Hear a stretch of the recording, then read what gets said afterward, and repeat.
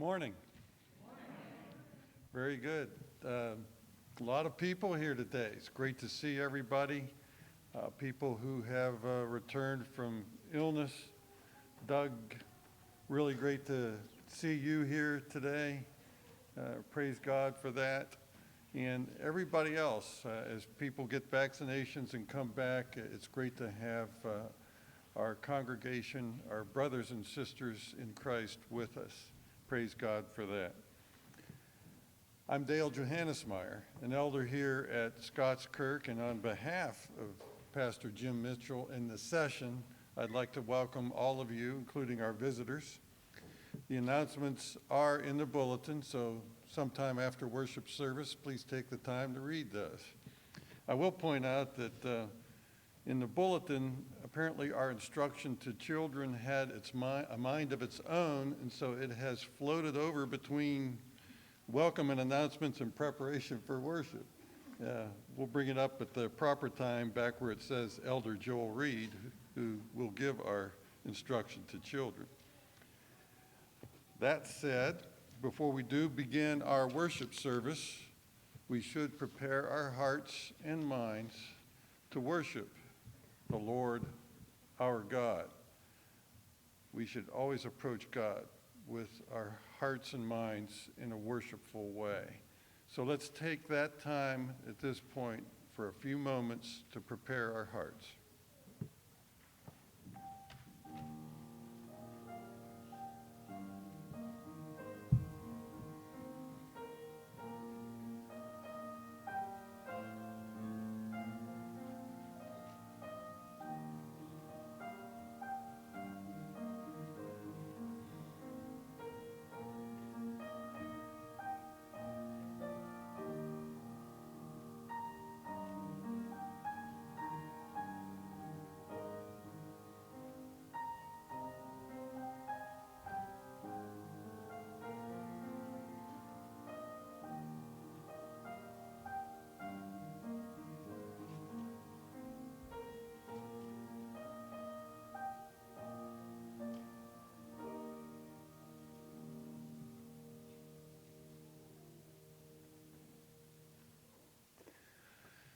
Our call to worship this morning is Psalm 75.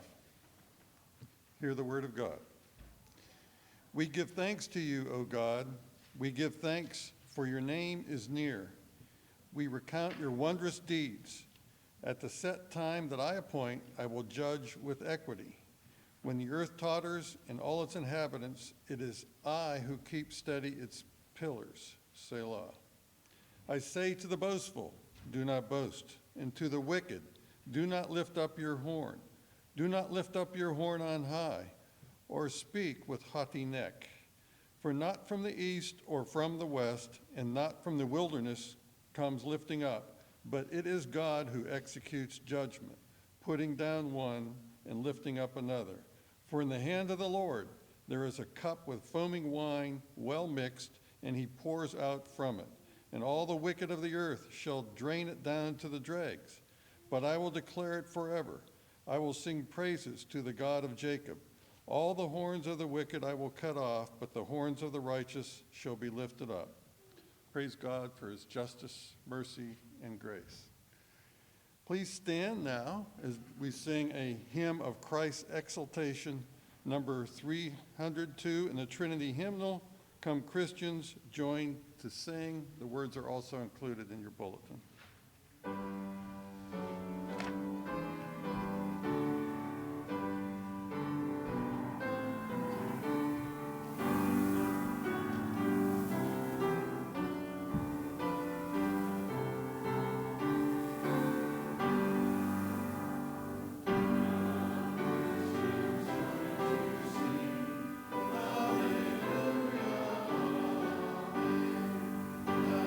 Praise to Christ.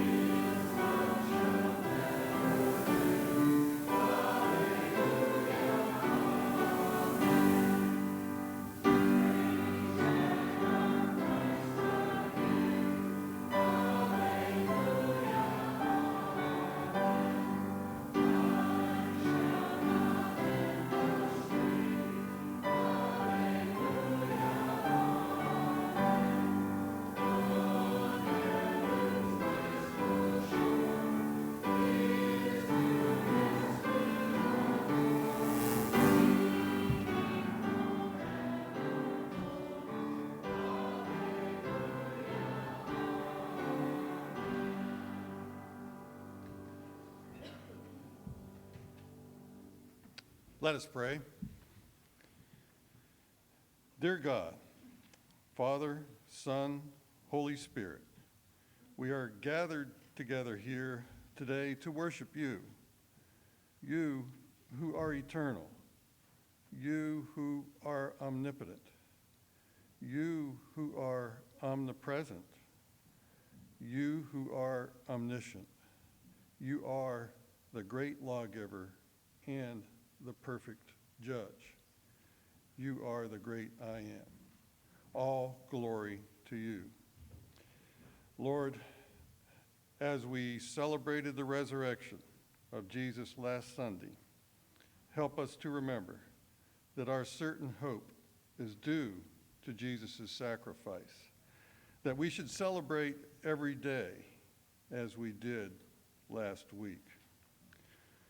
Lord, we pray that this service will truly be pleasing to you and show our thankfulness for your perfect justice, mercy, and grace.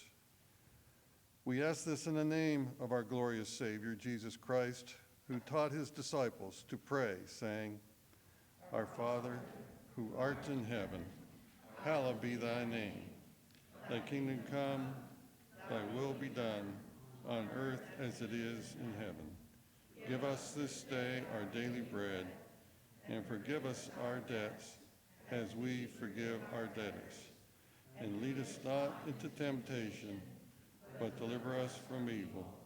For thine is the kingdom, and the power, and the glory forever. Amen. Please be seated.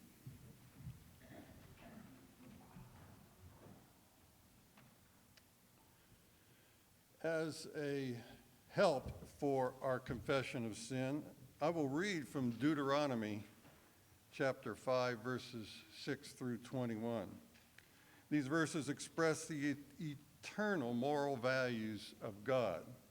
We can measure our thoughts and deeds against them. Hear the word of God. I am the Lord your God, who brought you out of the land of Egypt, out of the house of slavery. You shall have no other gods before me.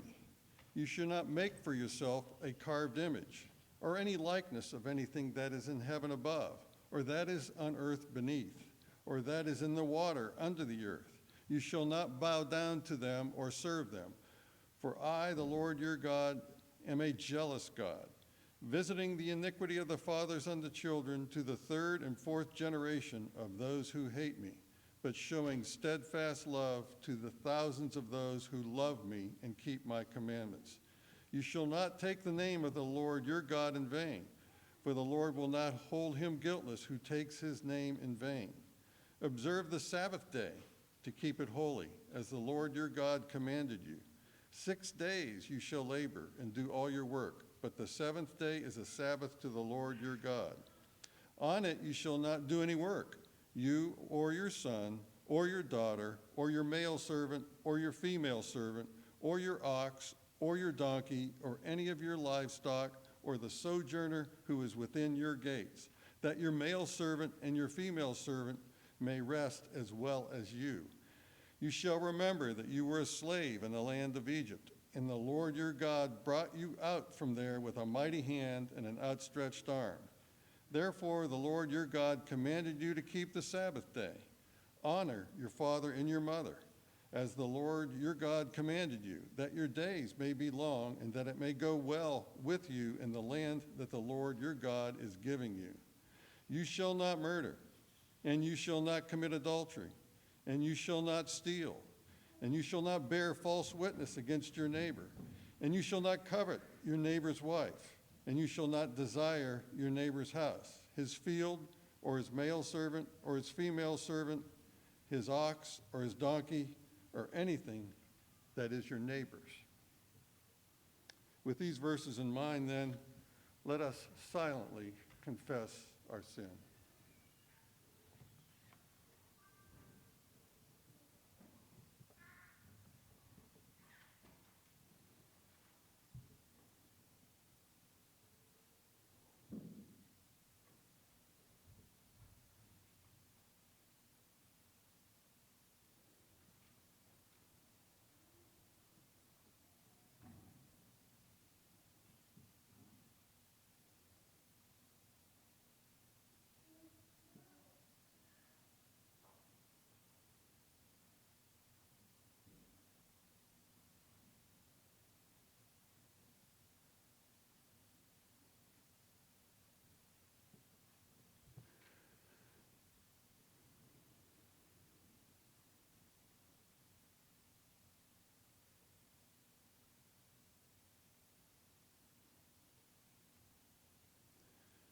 For our assurance of pardon, I will read from Galatians chapter 2, verses 20 and 21.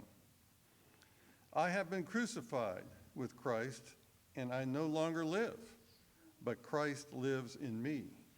The life I now live in the body, I live by faith in the Son of God, who loved me and gave himself for me. I do not set aside the grace of God, for if righteousness could be gained through the law, Christ died for nothing.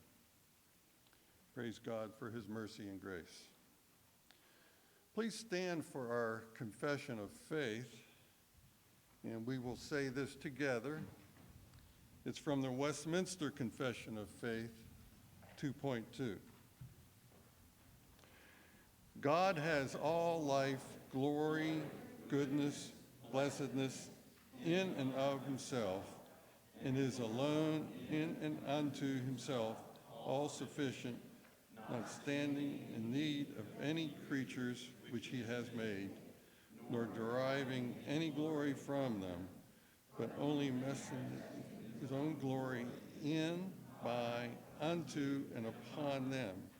He is the alone fountain of all being, of whom, through whom, and to whom are all things, and has most sovereign dominion over them, to do by them, for them, and upon them, whatsoever himself pleases.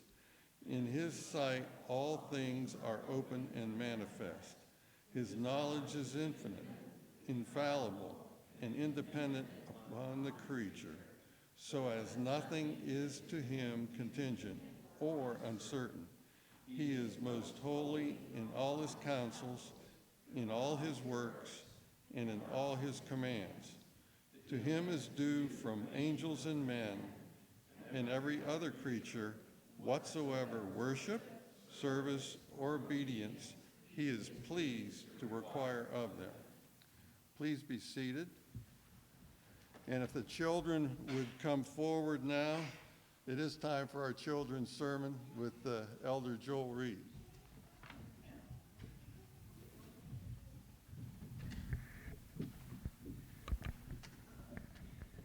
Good morning.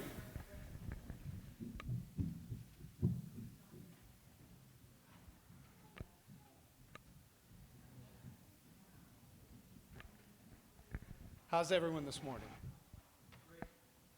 Good. I heard that. So, I'm up here today to confess to you guys that I fall short. My wife reminds me when we're out driving, I have this problem. I want to tell everybody how they should drive because they don't drive the way I drive. And it drives me a little bit crazy. My wife, though, reminds me that's not my job.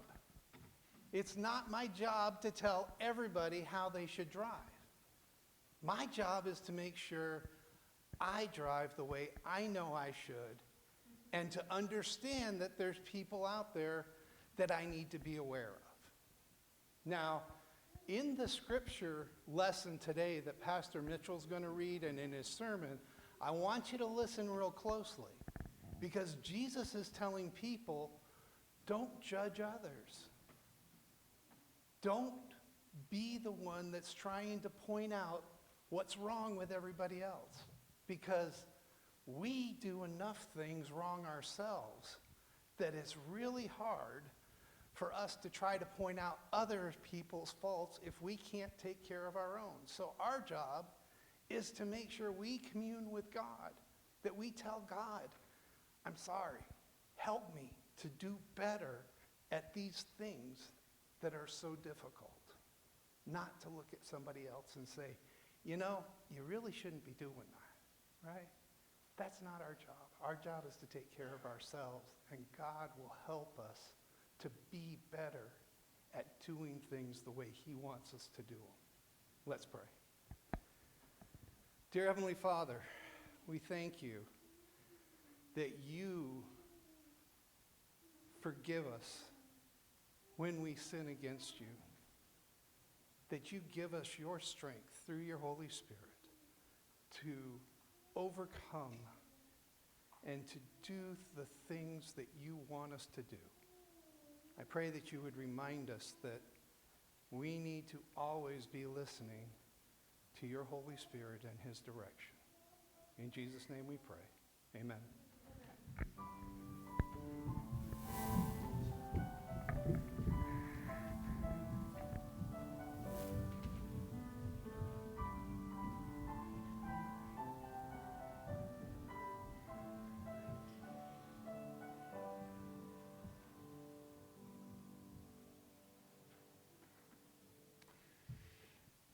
Thank you, Joel. And I just have to say that Elaine needs to be riding with a lot more drivers around the area.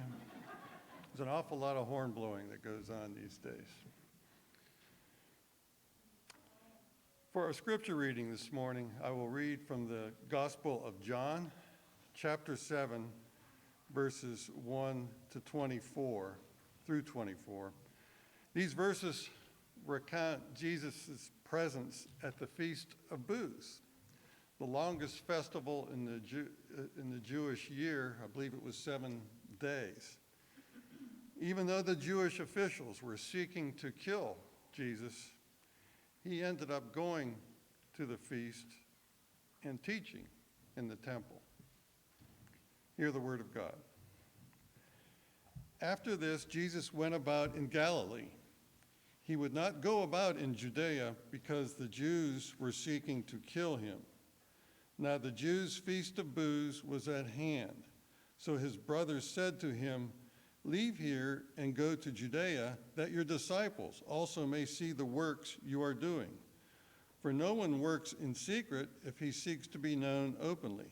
If you do these things, show yourself to the world." For not even his brothers believed in him. Jesus said to them, "My time has not yet come, but your time is always here. The world cannot hate you, but it hates me because I testify about it that its works are evil.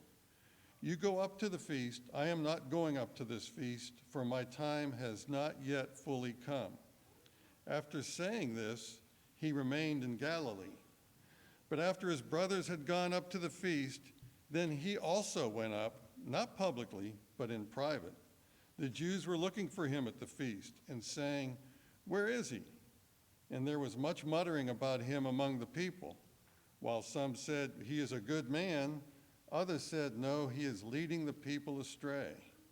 Yet for fear of the Jews, no one spoke openly of him. About the middle of the feast, Jesus went up into the temple and began teaching. The Jews therefore marveled, saying, "How is it that this man has learning when he has never studied?"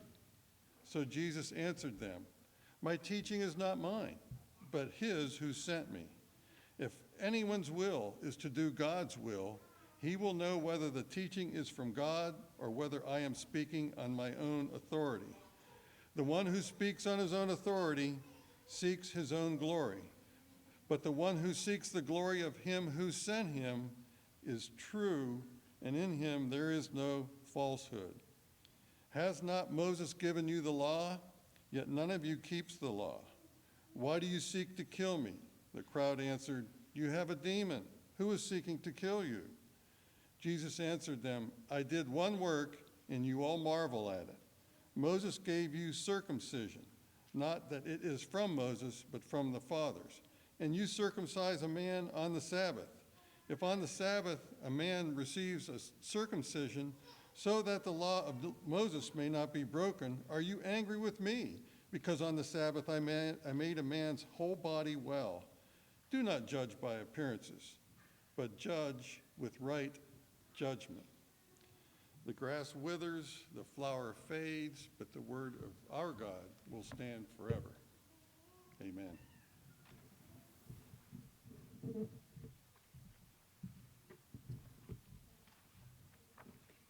Let us pray together. O Lord, our Lord, how majestic is your name in all the earth.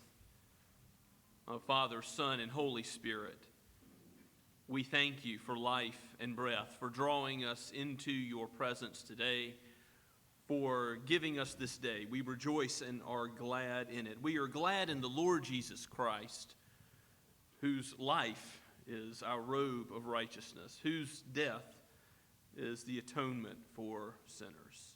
We know that without him, we would rightly deserve your wrath and your displeasure. O Lord, we thank you for mercy, for grace, for giving us what we do not deserve, life eternal, life everlasting, life with no end, a life where your presence will be forever and your blessings will overflow upon us.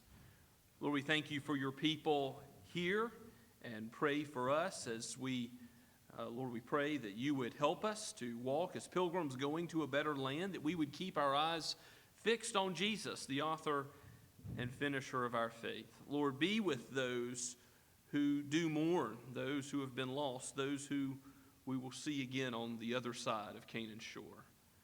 Father, we particularly lift up the Beard family in Pennsylvania. We pray, Lord, that you would bless these of 3 that were born, the 2 that remain alive, and this family that is mourning the loss of their little girl. Oh, Lord, be near to them today. Father, we thank you for how you have heard our prayers and how you have healed and how you have returned to us those who have been away.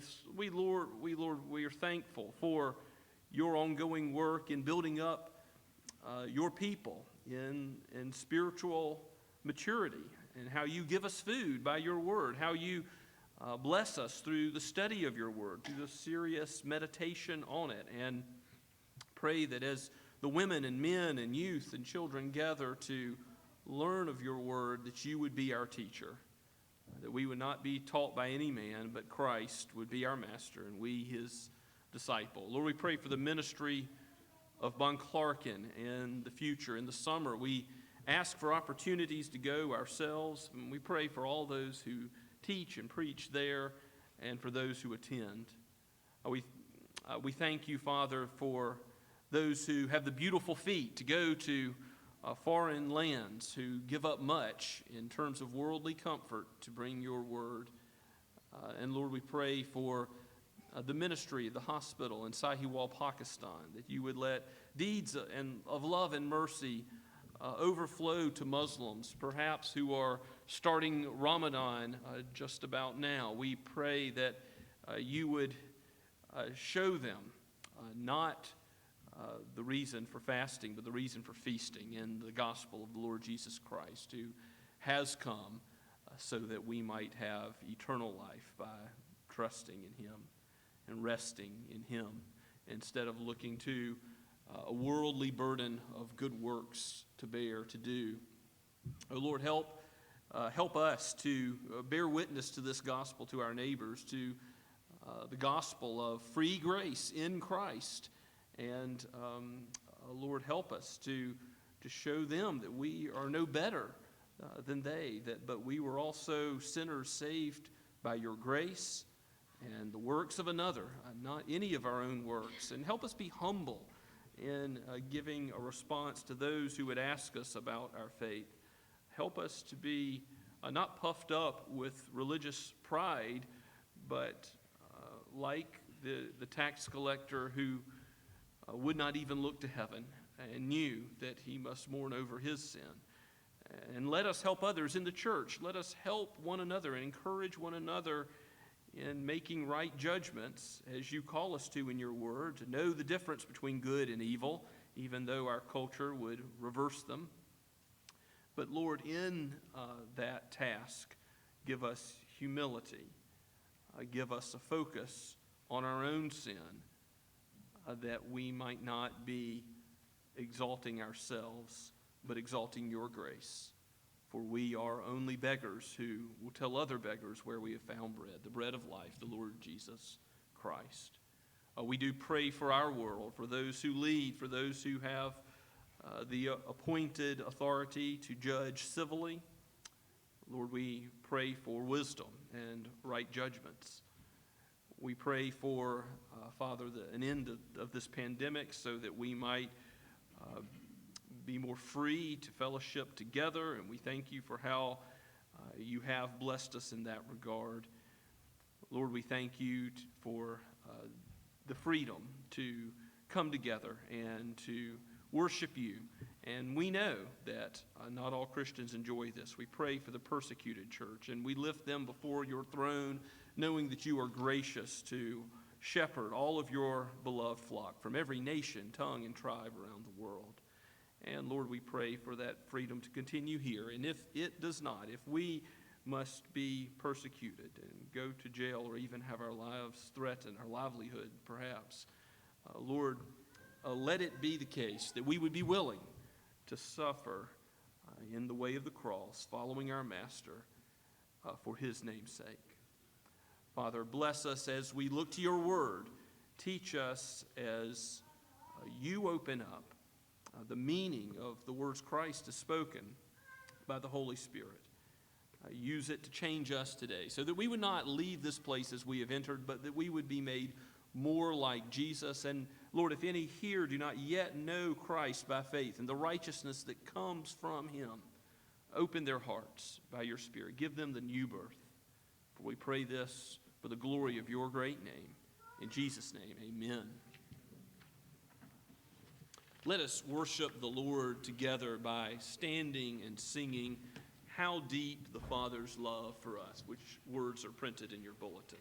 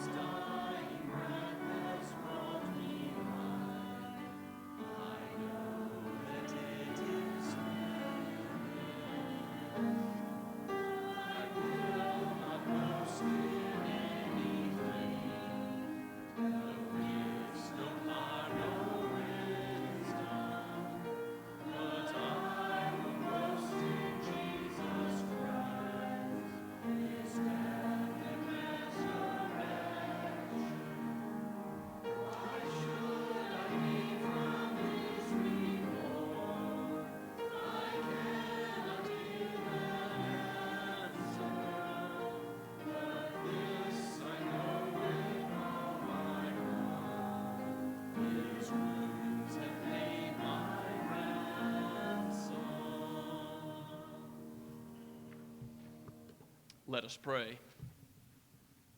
O gracious Lord, from you and through you and to you are all things. To your name be the glory forever.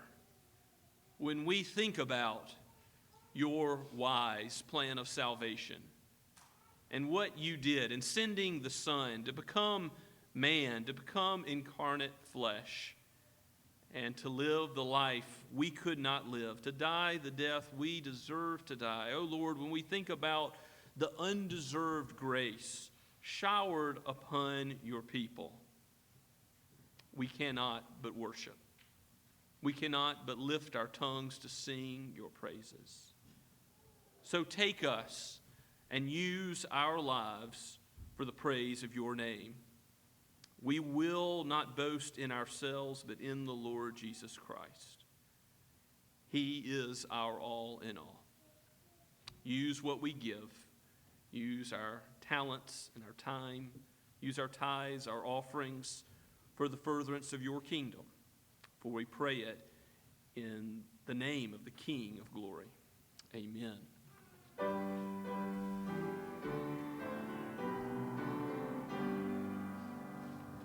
Praise God from whom all blessings flow. Praise Him, all creatures here below. Praise Him, all the heavenly host. Praise Father, Son, and Holy Ghost.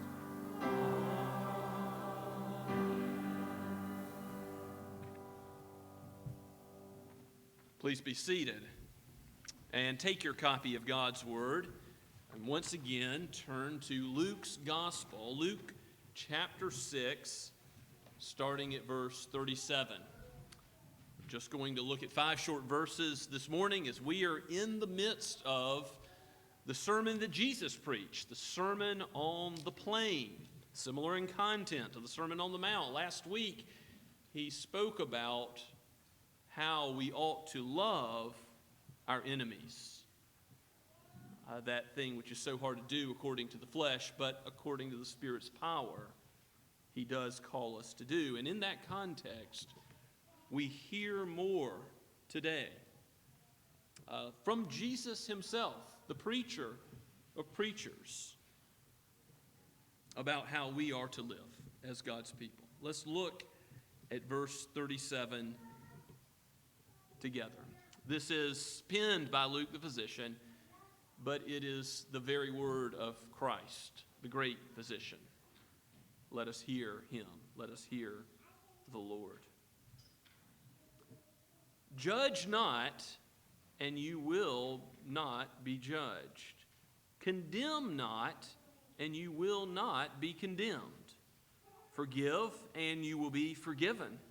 Give, and it will be given to you, good measure, pressed down, shaken together, running over, will be put into your lap. For with the measure you use, it will be measured back to you. He also told them a parable. Can a blind man lead a blind man? Will they not both fall into a pit? A disciple is not above his teacher. But everyone, when he is fully trained, will be like his teacher. Why do you see the speck that is in your brother's eye, but do not notice the log that is in your own eye? How can you say to your own brother, "Brother, let me take out the speck that is in your eye," when you yourself do not see the log that is in your own eye? You hypocrite, first take the log out of your own eye, and then you will see clearly to take out the speck that is in your brother's eye. Let us pray and ask for God's help. Oh, Holy Spirit, it is your task to open the eyes of the blind, and we confess that we would be blind and unable to see any truth in what Christ has spoken, except for your work. Past, present, future, we depend on you for spiritual insight. So take us as disciples and make us more like the Master. Oh, to be like Christ. And Lord, take those who have not yet called upon Jesus as Lord and show them that slavery to sin leads to utter disappointment and ruin, whereas the way of Christ, his yoke is easy, his burden is light. His way leads to joy forevermore. For we pray this in his name. Amen. Judge not. lest you be judged in the old King James. Do not judge, possibly the most famous verse in all the Bible to the secular world. This is a verse that has been seized upon by the world to say, Christians, you ought not to make any moral judgments at all. You ought not to make any distinctions between right and wrong at all. Now, that is definitely not what Jesus means. I'm not going to spend our whole time together proving that, but I do want you to see just very quickly that we are called to make certain kinds of judgments. So the question here is, what does Christ mean by do not judge? It's more limited. In what way are we not to judge? Because Jesus definitely calls us to judge. In fact, where we'll be next week in verse 43, the very next thing Jesus will say, he says, for no good tree bears bad fruit, nor again does a bad tree bear good fruit. For each tree is known by its fruit. Well, to know the difference between a bad tree and a good tree, you're going to have to look at the fruit. What are you going to have to do? You're going to have to judge. Elsewhere, Jesus says, don't throw your pearls before swine. That's in the Sermon on the Mount, Matthew 7:6. Jesus said today in John chapter 7, judge with a righteous judgment to his critics.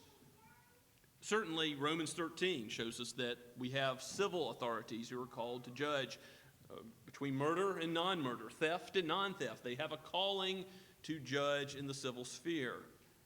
And ecclesiastical courts must judge. In 1 Corinthians chapter 5, the Apostle Paul basically rebukes the whole church in Corinth for being a non-judgmental church.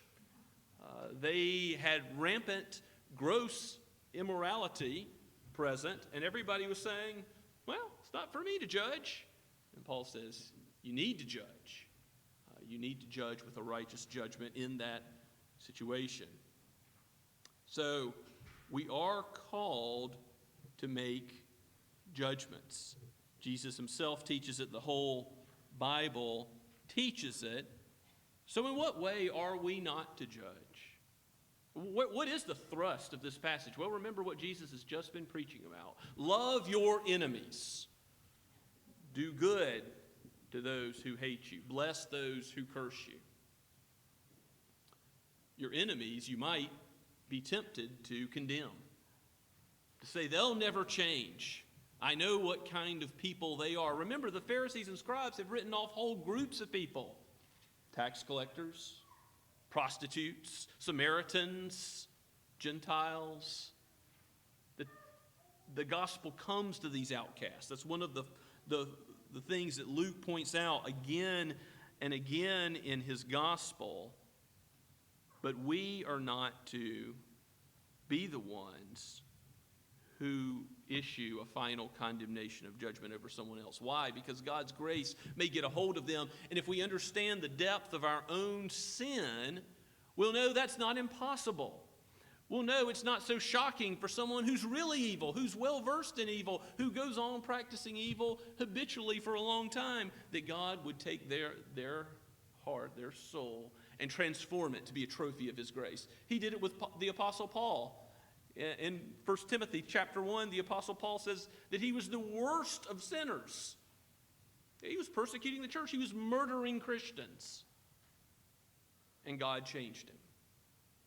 God shows his ability with his strong right arm, his grace, to take even the worst sinner and to change them. Now, why would we think that God couldn't change somebody else? It would be because we don't understand the depth of our own sin, that we don't look at ourselves closely enough. And that's why Jesus is going to say, it seems like other people have something in their eye we could remove, but we are prone to self-deception. We don't see that what's in our eye is not just a little speck. It's a log, it's a plank, it's a pillar of a building that this word could refer to, that what we fail to notice is our own heart is prone to see the evil in others and to think worse of it, but to overlook the evil in ourselves, to overlook the sin in our own hearts. Can we pray with David in Psalm 139? Search me, O God, and know me. See if there be any wicked way in me, and lead me in the way everlasting. That's the idea that Jesus gives us as he tells us not to judge. The focus ought to be on ourselves, mourning over our own sin before we even look outward, to look at sin out there, to look at the sin of anyone else. Not to have a judgmental spirit certainly may mean not to have a censorious or a picky spirit that's always seeking to find fault with others. But it definitely means not writing off the grace of God, saying it's impossible that he would work in someone else, even our enemy, to make that the focus of our work on earth instead of looking at our own selves. Now, if you turn with me to the book of James, James chapter 4, James follows his half-brother, Christ, in expounding the meaning of this text in two short verses, James 4, 11 and 12. He says this in the context of church conflict, your brothers and sisters in Christ. Whenever there's conflict in a marriage, when that close relationship that God's given for our joy and benefit becomes a war zone, a conflict in the church, conflict even with enemies, this text is relevant, but here it's in the context of the church. And James says, do not speak evil against one another, brothers. The one who speaks against a brother or judges his brother speaks evil against, not just a human being, but against the law, and judges the law. What does the law reflect? The perfect moral perfection of God himself, the purity of God himself, the holiness of God himself. So when you have a judgmental spirit, you set yourself in the place of God to say your ruling is better than his. But if you judge the law, you are not a doer of the law, but a judge. There is only one lawgiver and judge, he who is able to save and destroy. But who are you to judge your neighbor? Just as Paul says in Romans 12, vengeance is mine, says the Lord. It's not for us. We are not the one lawgiver and judge. We are not the one who determines who will save and who will destroy. Who knows what God may do by his grace? Who knows what revival and reformation and change he can grant even to the one who opposes you, who you are convinced is stuck in their ways? Don't tell me how entrenched they are in evil. God, by his grace, changes sinners. Examine yourself. Don't be too upset at others. You'll get more patience, more gentleness, more sympathy for them. You'll be able to help them once you recognize the depth of your own sin. To go back to Luke and how Jesus follows up this statement, judge not. He says, condemn not, and you will not be condemned. Now, it's evidence that you're a true Christian, that you don't take the place of God, but also that we forgive as we are forgiven. And forgive, and you will be forgiven. In the parable of the unforgiving servant, who's forgiven a great debt, which he can never pay. But then he goes out and he tries to force the payment of a small debt owed to him. And God says that makes no sense whatsoever. If he was comprehending, understanding of the great debt he was forgiven, would he not show grace and mercy to others? And so what we pray in the Lord's Prayer is true of believers. It is the case that if we understand the grace of God in our own lives, we're willing to forgive others. And even when that's hard, even when that's difficult, we need to be ready. Not to wait on them to do something to always be willing to forgive another when they come to us and they ask for that forgiveness, to be willing to grant it, and not to harbor bitterness in our heart, not to let an unforgiving spirit rest in our soul. And this will bless us. In verse 38, Jesus says, give and it will be given to you, good measure, pressed down, shaken together, running over. This is a term of the marketplace. If you have a bunch of ears of corn, you can put them in a bushel, a basket, in a way so there's a lot of air in the bushel or the basket.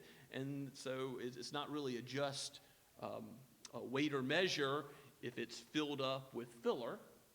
But if it's pushed down, shaken together, it becomes a true measure of how much you've got of whatever product it is in the marketplace. And God's saying that if you give graciously to others, if you're charitable towards others, that's not only going to the measure that's going to be measured back to you. Here and in the sermon and on the Sermon on the Mount, Jesus says, for with the measure you use, it will be measured back to you. But here, in Luke's account only, on the Sermon on the Plain, Jesus says, not only will the measure be measured back to you, but by being gracious to others, you will receive overflowing blessing. And isn't that true for God's people? Because the nature of eternal life, everlasting life, is that it is infinite, and the joy we will know beholding God in his presence forever with his people and the holy angels, this is not something we can fully comprehend. The new heavens and the new earth will be made with streets of gold, and that's just the street. That's just what we walk on. The presence of God will be there. We cannot fully comprehend his blessing, and what the 23rd Psalm says is true. Our cup, for those who know the great shepherd of the sheep, for those who know the good shepherd, our cup runneth over. So forgive as you've been forgiven. In that sense, do not judge, do not condemn, but show grace. Now, Jesus also says a parable in verse 39 that the blind cannot lead the blind, or they will both fall into a pit. And elsewhere, he judges that the Pharisees and scribes are blind guides. That's a judgment Jesus makes. He does tell us to judge between true and false prophets. And the Pharisees and scribes were false prophets indeed. Paul to the Galatians says, why are you deserting the true gospel for a false gospel? There's some times where you've got to make a judgment, a right judgment. And judging the Pharisees and scribes as false prophets was important. Jesus says they make any of their own disciples twice the child of hell that they themselves are. They both fall into a pit. But for those who follow him, what will be the reward? Verse 40 states a general truth that we all understand. A disciple's not above his teacher. That's true for any sport or discipline you might learn from a coach. But here, for Jesus, he's the perfect teacher. He's the perfect master. He's the one who truly does know it all in the way that no human being ever could except him, the God-man. No human being is above their master, but everyone, when he is fully trained, will be like his teacher. We will be like Christ one day. He's already set us apart. He's made us holy judicially, and we've been adopted as sons and daughters, but one day we will be like him. When we go to glory, we will be without sin. Talk about difficult to comprehend. Talk about amazing, beautiful to meditate on. We will be made like our teacher, like Christ one day. His love will be perfected in us. So Christ is saying, let that love be at work in you now. Let that work be perfected amongst you now. Treat your enemies this way. Do you see a speck in your brother's eye and not notice the log in your own? This is meant to be a comical illustration as someone is walking around pointing out specks of sawdust in somebody else's eye, and they're walking around with something that's covering their whole face, a beam, a plank, a pillar. It makes no sense at all. And of course, there are greater and lesser sins. They all deserve God's wrath and displeasure, but there are more serious and less serious infractions of God's law. But here's the truth. We all tend to think other people have the more serious infractions, and we have minor peccadillos, just little problems. That can come across in the way that we describe the sins of others versus the way we describe our own sin. We think that one standard ought to apply to other people and apply a different standard to ourselves. That's the nature of hypocrisy. That's why Jesus says, after the speck and log section, he says, you hypocrite, first take the log out of your own eye, then you'll see clearly to take the speck out of your brother's eye. It is hypocrisy if we look at our own sin as a light and small matter and judge others harshly, condemn them, think that their sin alone is serious. So if you want to help someone else, guess what you can do? You can go to them having first done business with the Lord. Your own heart. Confess your sin to Him. Know the depth of your own depravity in some measure.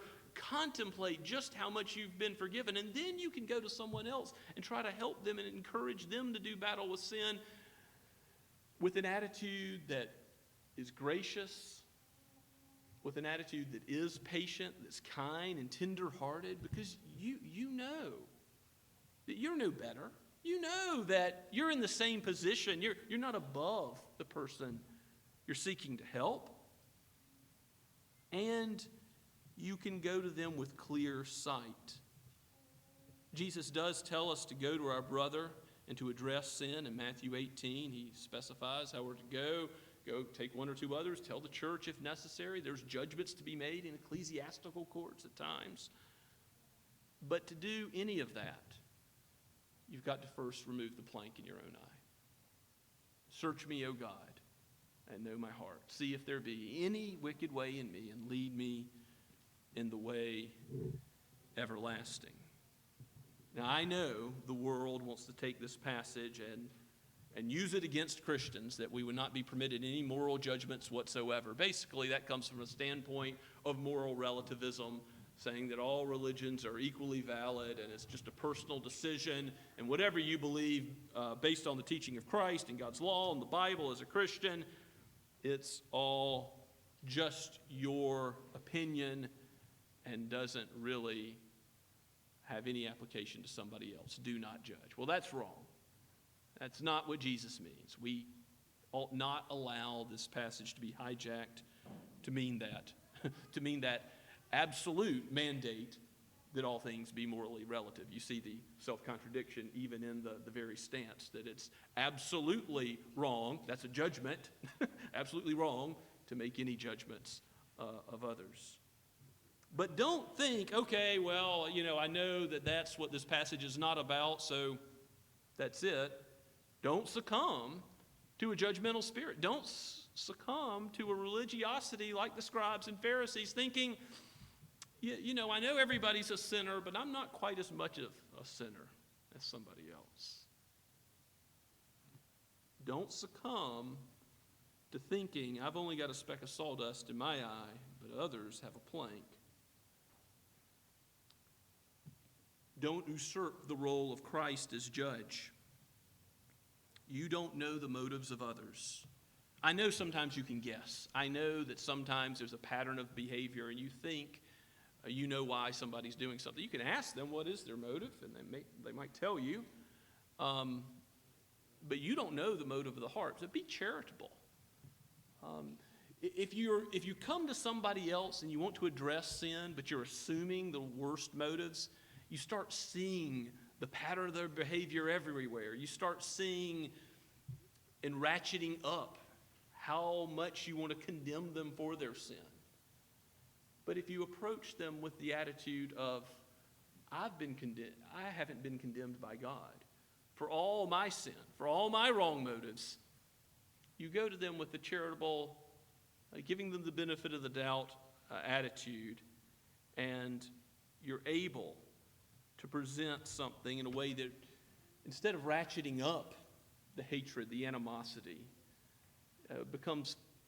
ratchets it down, becomes a peacemaking type of environment where you now can say to a spouse, to a fellow church member, to a neighbor, to an enemy, to someone who hates you even, I'm not trying to judge your heart. I'm not trying to know something that only God can know. There's only one judge and lawgiver. And so I'm going to pray for my enemies and know that the grace of God may work in them, but regardless of what God will do, regardless of if his gracious and compassionate nature takes a hold of this one soul. As for me, as for my soul before the Lord, I'll search myself.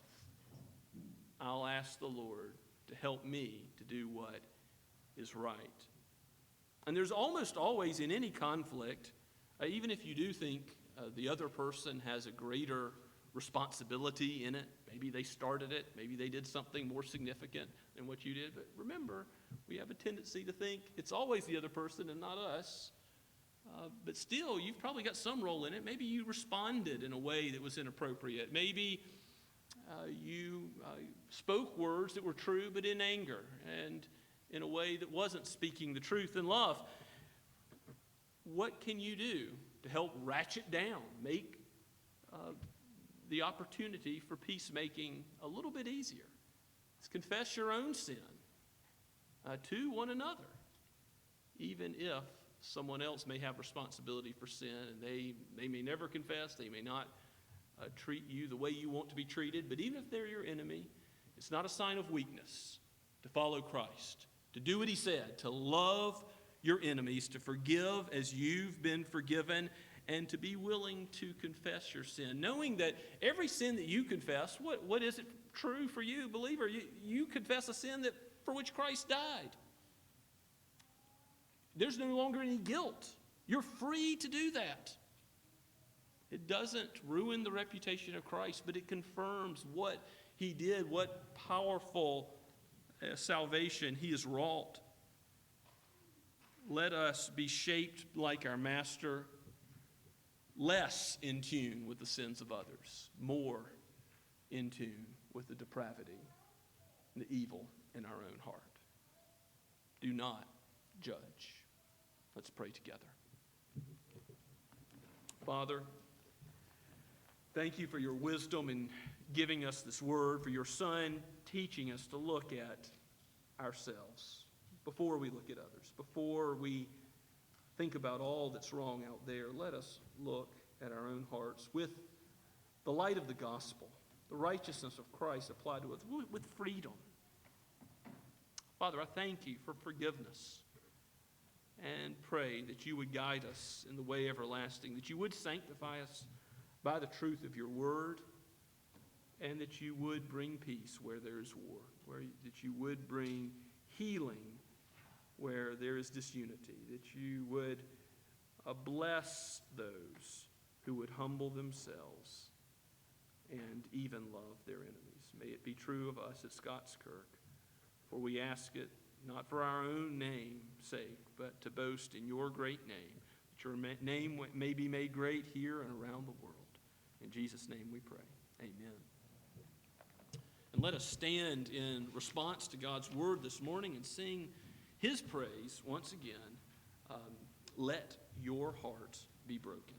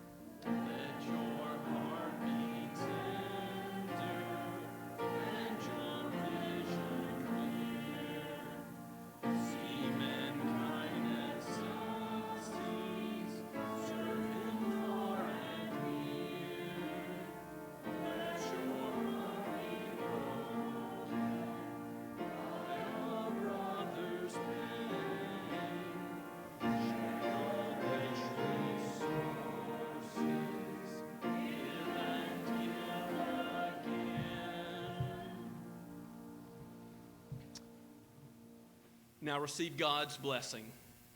Now to him who is able to do far more abundantly than all we ask or think, according to the power at work within us, to him be the glory in the church and in Christ Jesus throughout all generations, forever and ever. Amen and amen.